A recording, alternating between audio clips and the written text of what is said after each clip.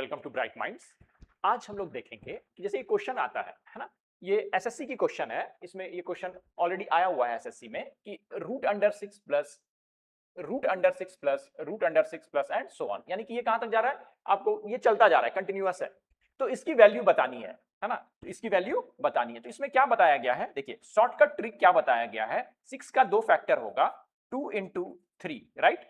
अगर ये 6 बीच में रखा है तो इसके फैक्टर्स को निकालेंगे, दो फैक्टर में बांटेंगे। और जो अगर यहां पे प्लस है, राइट, अगर यहां पे प्लस दिया है तो आपका बड़ा वाला फैक्टर होगा। अगर यहां पे माइनस देता तो ये छोटा वाला फैक्टर होता। यानी कि प्लस है, बड़ा वाला फैक्टर होगा तो 3 हो जाएगा आंसर, राइट। बट बात यहां खत्म नहीं हुई, ये क्यों होगा, है ना।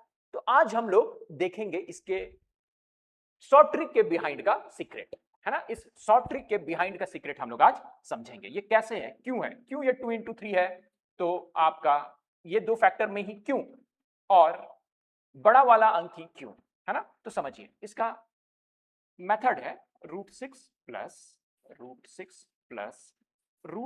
+ सो ऑन, राइट। इसको हम लोग मान लेंगे y।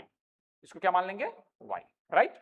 अब ये y हो गया आपका, then y² is equal to क्या हो जाएगा, तो एक रूट निकल भी गया, चूंकि ये इन्फिनाइट तक कंटिन्यू कर रहा है, तो एक रूट अगर निकल भी गया आपका तो भी कोई चेंजेस नहीं होगा। तो इसको हम लिख सकते हैं 6 + y, यानी कि ये हो जाएगा y² minus y minus 6 is equal to 0। इसको फैक्टर करेंगे तो y² minus 3y plus 2y minus 6 is equal to 0 आएगा।